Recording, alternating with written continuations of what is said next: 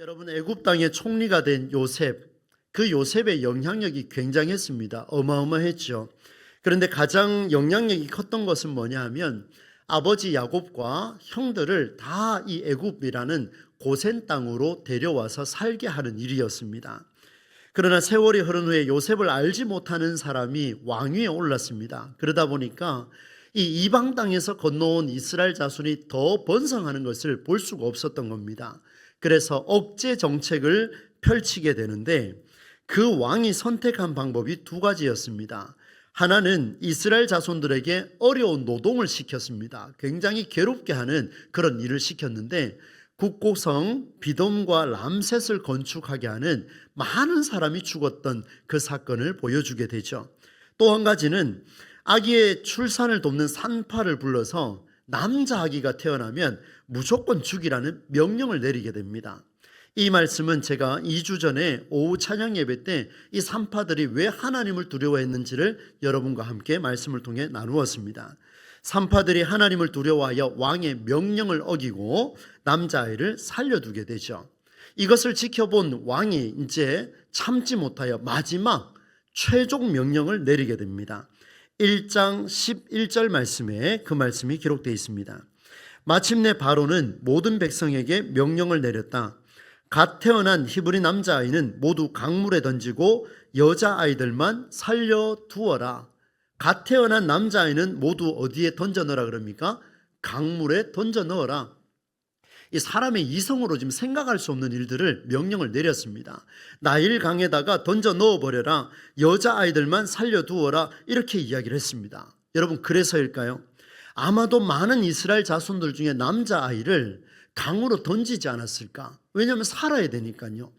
우리 목숨을 보존해야 되니까 아마 그런 일을 자행하는 사람들이 있었을 것 같습니다. 이건 추측이에요. 그런데 이렇게 추측할 수 있는 이유가 뭐냐 하면 오늘 본문에 시작되는 레위 가족 중에 한 남성이 아므람이라고 부르는 한 남성이 요게벳이라고 부르고 있는 한 여성과 혼인을 맺고 아이를 낳았는데 그 아이가 여자아이가 아니고 남자인 것을 확인하고 숨겨서 키웠다라고 이야기를 합니다. 그걸 강물에 던져서 죽이지 않으면 결국 할 수 있는 것은 숨기는 것밖에 없다는 거죠. 이렇게 해서 우리는 그 내용을 이해할 수가 있습니다. 그런데 이렇게 남자인 것을 확인하고는 강에 버리지 않고 숨겨서 기르게 되는데 이런 극적인 상황을 가지고 오늘 본문은 말씀을 전개를 하고 있습니다. 그래서 오늘 저는 이 메시지를 두 가지 차원에서 점검을 하고 두 가지가 어떤 힘의 작용에 의해서 이 말씀이 이루어졌는가를 여러분과 함께 소통하며 나누려고 합니다. 첫 번째 내용이 뭐냐 하면 이렇게 태어난 아기가 죽지 않고 모세죠. 살아난 이유가 무엇일까? 생명이니까 살겠죠. 그렇게 단순하게 말할 게 아닙니다. 어떻게 해서 이렇게 살게 됐을까? 그리고 두 번째는 뭐냐면 모세라는 사람의 이름이 결정되기까지 그 이름이 결정되기까지 도대체 또 어떤 일이 있었는가를 한번 본문을 통해서 한번 보겠습니다. 여러분 아마 머릿속에는 모세 이야기의 그 10개라고 하는 영화 속에서 아마 이런 이야기들이 여러분 머릿속에 다 그려질 것 같습니다. 그럼 오늘은 그런 이야기보다는 말씀에 집중하셔서 어떤 일이 있었는지를 한번 보겠습니다. 혼인한 후에 아들을 낳았습니다. 큰일 났습니다. 왕명을 어기든지 아니면 왕명에 순종하든지 두 가지를 중에 결정을 해야 되는데 이 태어난 아기를 딱 보고 나니까 왕명을 어겨야 되겠다는 생각이 들었던 것 같습니다. 그런데 왕명을 어기는 이유를 보니까 2절 말씀에 보면은 그 여자가 임신하여 아들을 낳으니 그가 어떤 것을 보고 어떻다 그럽니까? 잘생긴 것을 보고 석 달 동안 숨겨두었다 이렇게 이야기를 하고 있습니다. 석 달 동안 숨겨서 키운 이유가 잘생겼다라고 그렇게 이야기를 하고 있습니다. 그래서 지난 주 중에 이 말씀을 보면서 목숨이라도 건지려면 얼굴이라도 잘생겨야 되겠다 뭐 이런 생각이 좀 들더라고요. 감사하게도 저희 교회에 우리 교회에 사역하는 우리 사역자들은 다들 인물이 홀칠합니다. 그렇죠? 예, 빨리 인정하시는 게 좋을 것 같습니다. 인물들이 다 좋아요, 여러분. 그만큼 잘생겼다라고 하는 것이 사람의 마음을 감동을 주는 것 같습니다. 그런데 오늘 이렇게 갈대 상자를 두고 석 달 동안 숨겼다가 역청과 송진을 발라서 갈대 상자를 담아서 갈대 사이에 두었습니다. 이 왕명을 거역을 하고 이렇게 행동을 했습니다. 아기 어미의 심정은 아마 그야말로 찢어지는 가슴이 아닐까? 아버지는 당연하겠죠. 내면의 통곡으로 안타까웠을 것입니다. 이런 와중에 이 상황을 지켜보던 갈대 상자에 담긴 아이의 누나가 있었습니다. 그 누나가 어떻게 될까? 아마 이 마음을 졸이면서 쳐다봤던 것 같습니다. 그런데 그 와중에 멀리서 이렇게 그 바로의 딸 공주가 걸어오고 있었습니다. 시녀들과 함께 목욕하러 강가에 나왔을 때 시녀들은 강가를 거닐고 있습니다. 그때 이 공주가 갈대숲 사이에 있는 상자를 봤습니다. 시녀들을 부릅니다. 저 상자를 가져오너라. 가져와서 뚜껑을 열어보니까 남자아이가 울고 있는 겁니다. 공주가 그 아이를 불쌍히 여겼습니다. 당연히 하겠죠. 아이니까요. 그런데 이 공주가 뭐라고 이야기를 하냐면 오늘 6절 말씀 끝부분에 보면 이렇게 표현하고 있습니다. 이는 분명히 히브리 사람의 아기로다. 세 번역으로 보니까 이 아이는 틀림없이 히브리 사람의 아이로다. 이런 형태로 이제 말씀을 기록을 하고 있는 겁니다. 그런데 지금부터가 이제 독특한 상황이 연출이 됩니다. 나타납니다. 버려진 아기, 우는 아기를 보고 그냥 지나칠 사람은 여기 아무도 없을 겁니다. 우리나라 사람들은 다 마음이 심성이 곱지 않습니까? 이런 아이를 보면 불쌍히 여기고 도와주는 게 우리의 마음입니다. 유대인들도 마찬가지예요. 그런데 이 공주는 지금 그럴 상황이 아닙니다. 유대인도 아니지요. 이 공주는 그렇게 하면 안 됩니다. 왜냐하면 히브리 사람, 바로 이스라엘 사람에게서 태어난 아기들 중에 남자 아기가 태어나면 나일 강물에 던져서 죽여라 라고 했던 왕명을 내렸던 그 아버지 왕명에 수행해야 할 바로의 딸 공주였다라는 사실입니다. 그렇다면 그녀가 할 일이 있습니다. 당장 아기를 뚜껑을 열었으니까 아기를 집어 던져야 돼요. 뭐 조금도 망설임 없이 던져버려야 됩니다. 그렇게 하거나 아니면 아버지에게 알리거나 왕명을 어겼던 이 갈대 상자를 숨겨놓은 그 사람을 추적해서 그 사람을 잡아서 죽여야 하는 게 처단해야 되는 게 맞습니다. 그런데 놀랍게도 이 공주는 그렇게 하지 않고 자신을 찾아온 그 소녀 한 사람의 말을 듣고 아기를 양육할 유모를 허락해 줍니다. 가서 이 아이에게 젖을 먹을 줄 수 있는 유모를 데려오라. 내가 그 값을 치르겠다. 그리고 그 유모를 데리고 왔을 때 공주는 아이를 유모에게 맡기고 그리고 긴 시간 동안 아이를 양육하게 해 주었습니다. 당시 고위층에서는 이렇게 유모를 데려다가 양육하는 일이 많이 있었다고 학자들이 말을 합니다. 이제 오늘 우리는 이 성경을 통해 첫 번째 질문을 해결해야 됩니다. 첫 번째 내용이 무엇이었습니까? 남자아이가 태어났음에도 불구하고 이 부모는 아므람과 요게벳은 왜 아이를 죽이지 않았을까? 무슨 이유였을까? 태어난 아기를 나일강에 버리지 않고 석 달 동안 숨겨서 기른 이유, 성경은 그 아기를 가리켜서 이렇게 표현했습니다. 제가 앞서서 말씀을 드렸죠. 목숨을 보존하려면 얼굴이라도 잘생겨야 되겠다. 그래서 성경을 보니까 이렇게 표현했습니다. 잘생긴 것을 보고 숨겼다. 목숨을 보존해 주었다. 그런데 세 번역을 보니까 뭐라고 되어 있냐면 하도 잘생겨서 이렇게 적어놨습니다. 잘생기면 얼마나 잘생겼길래 하도 잘생겨서. 영어로 표현한 거 보니까 아름답다라는 용어를 써서 beautiful 이렇게 표현을 해놨습니다. 잘생긴 것 같아요. 하도 잘생겨가지고 이 아이를 죽이지 않고 숨겼다 이렇게 표현했습니다. 그러나 여러분, 부모의 눈에 못생긴 아기가 있습니까? 부모의 눈에 못생긴 아기가 없지 않습니까? 눈에 넣어도 아프지 않을 내 아들, 내 딸, 내 손주들 우리 다 그렇게 말하지 않습니까? 너는 도대체 누굴 닮은 거냐? 못생겼으니 나가서 죽어. 이렇게 말하는 부모는 한 사람도 없습니다. 말을 그렇게 설상한지언정 속은 그렇지 않아요. 그게 바로 부모의 심정인데 잘생겼다라고 말하는 하도 잘생겼다라고 말하는 이 단어의 의미가 정말 외모적인 아름다움을 의미해서 너무 잘생겨서 그래 넌 살아야 될 것 같아 이렇게 살려뒀을까요? 만약에 그게 맞다면 성경은 살아나지가 않을 겁니다. 오늘 우리 이 본문은요, 이 잘생겼다라는 표현 속에 성경의 의도가 깊은 메시지가 들어있습니다. 그래서 지난 한 주간 말씀을 묵상하며 원어를 다시 한번 찾았습니다. 히브리어는 도대체 뭐라고 이야기할까? 쭉 찾아보니까 그 아이가 하도 잘생겼다라는 표현을 뭐라고 표현하냐면 키 토브 후 이렇게 표현하고 있습니다. 무슨 말인지 잘 모르겠지요. 이 히브리어로 이렇게 표현하는데 이 말을 한국어로 또 바꾸면 이렇게 표현합니다. 그가 좋음을 보았으므로, 그가 선함을 보았으므로, 그가 아름다움을 보았으므로, 그가 잘생긴 것을 보았으므로 이렇게 표현할 수 있습니다. 그런데 여기에 나오는 이 토브라는 단어가 이삭이 리브가를 맞이할 때 너무 아름다운 겁니다. 사랑하는 아내를 맞이하니까 그 너무 좋아서 토브 이렇게 표현을 했습니다. 그렇게 표현하는 곳도 있긴 있어요. 그런데 이 성경 안에서 토브라는 단어는 사람이 먼저 쓴 단어가 아니라는 걸 여러분 아셔야 합니다. 토브의 가치를 외모로 제한하지 않고 가장 성경적인 가치를 밝힐 때 사용하는 단어가 토브라는 단어입니다.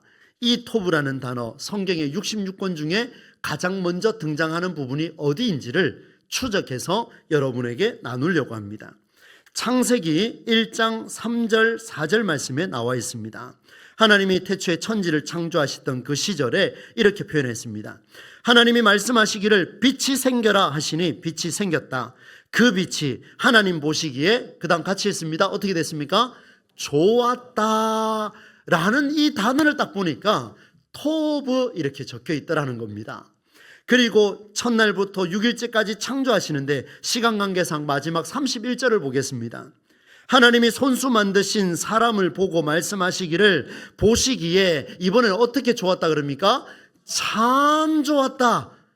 좋긴 좋은데 참 좋았다. 우리 성경으로 이야기하면 보기에 좋긴 좋았는데 심히 좋았더라 이렇게 표현을 하고 있었습니다. 여러분, 하나님이 천지를 창조하신 6일 이 시간 동안 식물도 창조하시고 동물도 창조하시고 해와 달과 별들과 심지어 사람까지 만드시는 이 모든 과정들 속에서 우리 하나님께서 말씀하시기를 너무 좋다 이렇게 표현합니다. 그리고 마지막에 사람을 만드시려는 정말 정말 좋구나 이렇게 마음을 표현을 했습니다. 이게 무슨 말일까요? 새로운 생명을 만든 후에 그것을 보고 신이 감탄했습니다. 와, 정말 아름답구나. 이렇게 아름다울 수가 있느냐? 여러분, 생명을 만들고 난데 그 생명을 표현한 단어가 뭐냐면 토브라는 단어입니다. 그렇다면 이 하나님께서 사용하신 이 토브라는 단어가 오늘 이 자리에 있는 이 아기의 어미의 입에서 나왔다는 이야기는, 남자아이를 출산한 어미가 아이를 본 것은 단순한 외모적인 아름다움, 핸섬을 이야기하는 것이 아니라 이 새로운 세상을 열어갈 수 있는 또 하나의 생명이 탄생했구나라는 사실을 토브라는 단어에서 찾아왔다는 놀라운 사실입니다. 여러분, 어미가 이것을 봤습니다.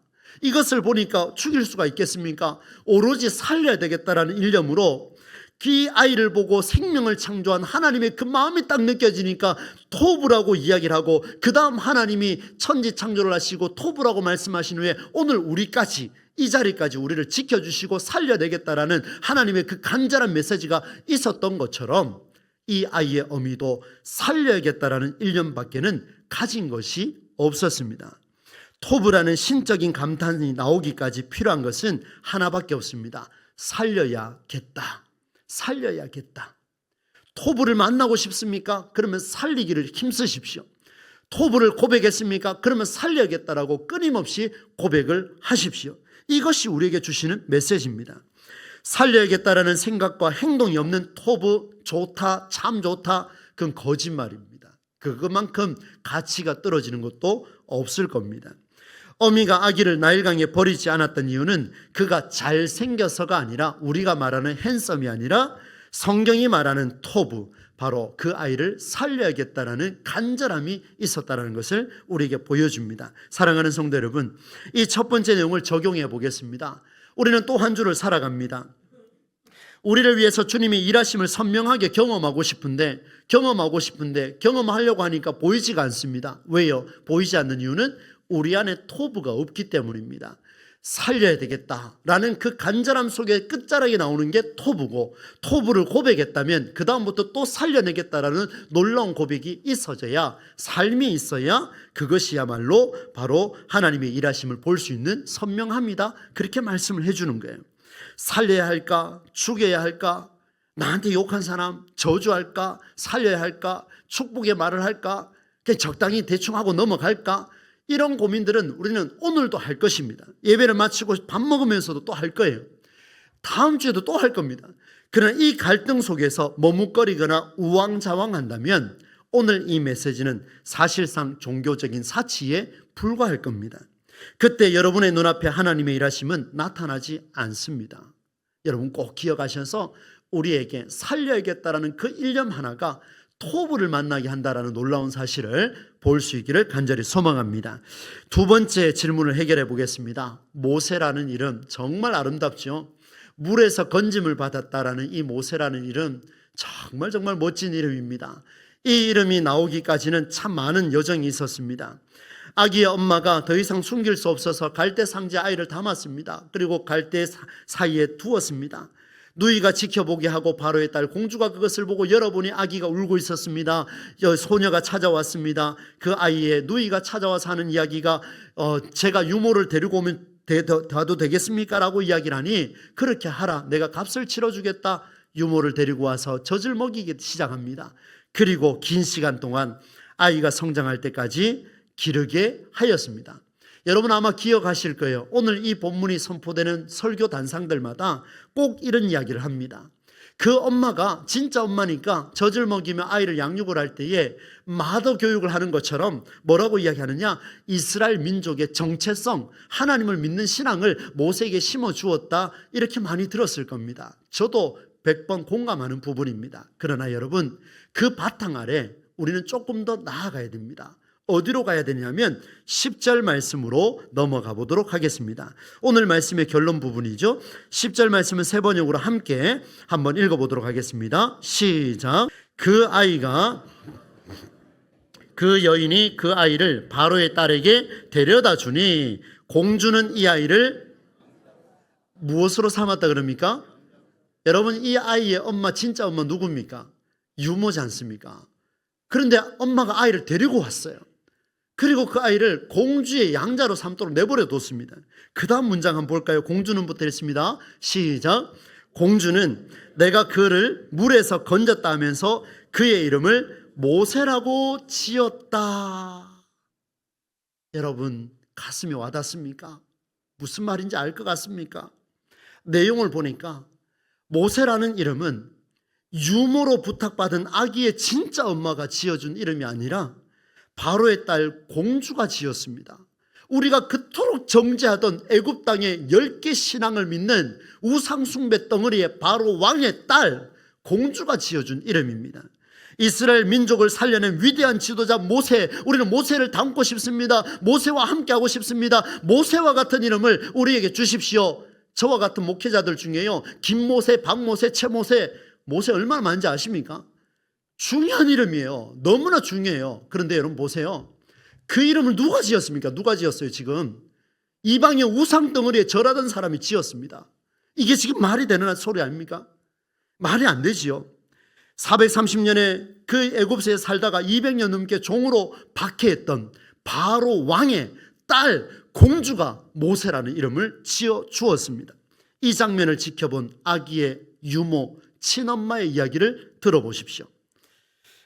내가 10달을 고생해서 낳은 내 핏줄인데 왕명을 피해서 석 달을 길렀지만 더 이상은 할 수 없어서 내 손으로 버려야 했던 갈대 상자에 담으며 눈물을 쏟았던 그 가슴 찢어진 세월을 내가 겪었는데, 갈대 상자에 담아 멀리서 지켜보여만 했던 그 마음, 아이가 다 성장할 때까지 젖을 먹이며 그 아이와 눈을 마주치며 아기야 아기야 아이야 그렇게 타독타독 해가면서 그렇게 키워왔던 내 아들, 이름을 불렀는지도 잘 모르겠습니다. 그렇게 키워왔던 그 아들, 그러나 때가 되어서 아이와 이별하고 급기야 그 아이의 이름마저도 내가 지어줄 수 없는 어미의 마음을 어찌 표현할 수 있겠습니까? 만일 바로의 공주가 아니라 이 유모였던 진짜 엄마가 이름을 적었다면 성경은 아마 기록했을 겁니다. 안 그렇겠습니까? 이방신을 숨기는 바로 왕의 딸이 지어준 이름을 쓰겠습니까? 아니면 유일신 여호와 하나님을 믿는 그 여인의 이름을 쓰겠습니까? 당연히 후자지요. 그러나 성경은 기록하지 않습니다. 이 아기의 어머니는 요게벳이라는 사람입니다. 내 필줄과 함께해야 그렇게 살고 싶었던 그 아이, 나와 함께하고 싶었던 그 아이, 그가 모든 것을 포기하고 이 아이를 살려야 되겠다라는 일념 하나, 내가 이 아이를 보는 순간 이것은 하나님의 아들이다, 토브라고 말했던 그 하나, 토브라고 말하는 순간 이제는 이 아이는 죽어서는 안 되는 아이야. 내가 키우지 못해도, 내가 이름을 지어주지 못해도 이 아이는 반드시 살아야 돼. 이방 땅의 여인이 지어준 이름이라 할지라도 이 아이는 살아야 돼. 그 일념 하나로 그 아이를 공주에게 내어주었던, 그것은 아들의 생존을 위한 최종적인 어미의 허가이자 허락이었습니다. 내가 물에서 건져냈다라는 모세라는 이름, 정말 귀한 이름이죠. 그러나 공주에게는 자신이 건져낸 아이라는 소유권을 의미했지만 아기의 어머니 요게벳에게는 살리려고 했던, 아니 살려야만 했던 토부의 일에 힘썼던 하나님이 건져주시는 놀라운 역사라는 사실을 이 어미는 그때야 고백하게 되었습니다.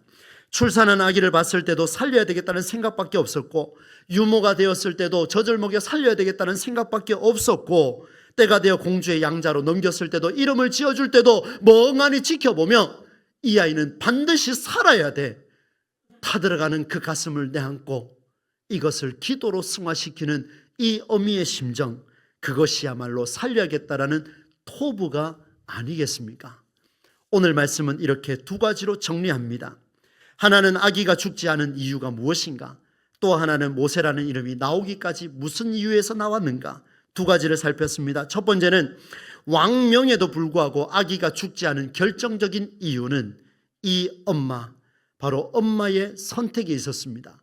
살려야겠다라고 하는, 바로 하나님의 천지를 창조하시고 이걸 유지해야 되겠다, 이것을 살려야 되겠다고 했던 토브라는 단어를 이 여인이 사용함으로 이것이야말로 하나님이 이루어 가시는 일이라는 사실을 경험하게 되었고, 그는 또한 그 결단을 살아내게 되었습니다. 두 번째, 물에서 건졌다라는 모세의 이름, 정말 귀한 이름이죠. 그러나 그 이름은 우리가 그토록 원하던 이름이라기보다는 이방 땅에 우상 숭배하는 자가 지어준 이름이었습니다. 그럼에도 불구하고 그것조차도 내버려 두었던 어미의 심정은 살려야겠다라는 심정의 토부라는 사실을 만날 수가 있었습니다. 모세라는 위대한 지도자가 나오기까지 그가 생명을 건지고 왕실에서 성장할 수 있었던 결정적인 원동력은 아기의 진짜 엄마, 매 순간 살려야겠다라고 생각하고 판단하고 결단했던 그 일념, 바로 하나님이 사용하셨던 토브라는 단어를 사용함으로 그 역사적인 현장 속에 어미가 있었기에 오늘의 모세가 있었다라는 사실을 우리는 만날 수가 있었습니다. 이런 결단이 있어야 하나님의 일하심이 진행되고 있음을 우리는 만날 수가 있습니다. 사랑하는 여러분, 우리에게도 토부를 실천할 수 있는 삶의 일상이 풍부합니다. 저는 여러분에게, 여러분이 실천할 수 있는 토부의 대상이 될 수 있습니다. 여러분은 제가 실천할 수 있는 토부의 대상이 될 수 있습니다. 옆에 앞뒤에 계신 분들은 토부의 대상이 될 수가 있습니다. 살려내기를 힘쓰십시오. 말 한마디를 하더라도 살려내고자 말을 하시고, 행동 하나하나 하더라도 한번 웃어줄 때도 정말 살리고 싶어서 그렇게 한번 웃어줄 수 있고, 살리고 싶어서 한번 대해줄 수 있고, 살리고 싶어서 내 물줄도 한번 쓸 줄 알고, 살리고 싶어서 살려야겠다라는 심정을 가지고 하나님의 토부를 우리의 삶에 한번 적용해 보시면 어떻겠습니까? 여러분, 우리의 가족과 공동체와 이웃과 영혼 구원 전도 현장들마다 많은 사람들이 기다리고 있습니다. 하나님의 토부를 기다리고 있습니다. 그 토부는 누군가가 할 것이 아니라 바로 내가 해야 된다는 것을 오늘 말씀 우리에게 주셨습니다. 사랑하는 성도 여러분, 이번 한 주 동안 구체적으로 이 하나님의 신적인 감탄사 토부를 멋지게 살아내심으로 이 놀라운 역사 현장 속에 살아있는 성경적인 증인이 바로 저와 여러분이 되실 수 있기를 우리 주 예수님의 이름으로 간절히 축원합니다.